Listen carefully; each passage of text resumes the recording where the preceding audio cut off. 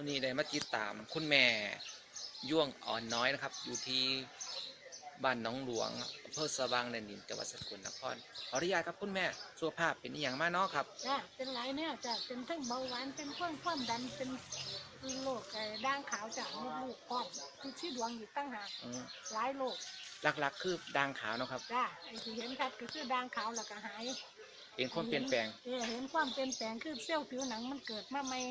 ตะกี้มันก็ขาวหมดมาหอดจนศอกนะจ้ะครับขาผมวหมดตะกี้เดี๋ยวนี้มันก็ดีขึ้นเซลล์ผิวหนังก็เริ่มขึ้นมาใหม่ ครับหลักๆคือก่อนนี่ฤทธิ์สะดวงเป็นยังไงคุณแม่ฤทธิ์สะด ที่ วงดวงมันก็ออกมากกับว่าท่านหลายดอกเพราะเป็นตุ่มเพราะเฮาหุ่นจักนี่ล่ะพอดีไม่กินอันนี้ลงมันก็อ่อนลงครับมากินอาหารเสริมแฮปปี้วันนะครับมันก็ยุบลงจ้ะอาการบ่มีอีกบ่บ่จ้ะกระทายเป็นปกติ ครับเป็นอาการหนึงครับมดลูกนะครับคุณแม่มดลูกก็ดีขึ้นจ้ะคำว่ายกของหนักก็บ่เจ็บแต่ว่าไก่ก็ดีขึ้นกว่าตะกี้มันเฮ็ดหยังบ่ได้เลยเป็นความเปลี่ยนแปลงเนาะคุณแม่ จ้ะ เนาะ จ้ะ ตอนนี้คืออาการของด่างขาวแต่ก่อนนี่คือเป็นยังไงคุณแม่ ขาวมาหมดนี่จ้ะ ตามแขนบ่ครับ จ้ะตามแขนน้ำตามใบหน้าเนาะจ้ะน้ำหนาน้ำหัวมันนี่ขึ้นมาหมดเดี๋ยวนี้ก็ทั้งหัวทั้งหน้าก็เศร้าแล้วแขนก็คือ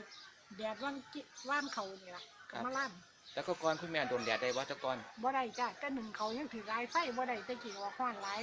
แต่ปัจจุบันโดนแดดได้ขึ้นนะ จ้ะ ก็ดีขึ้นกว่าเก่านะคุณแม่ ก็ดีขึ้นก็เก่าแต่ว่ากระถือโดนบ่ได้นะครับ แต่ว่าเห็นความเปลี่ยนแปลง จ้ะก็ดีขึ้น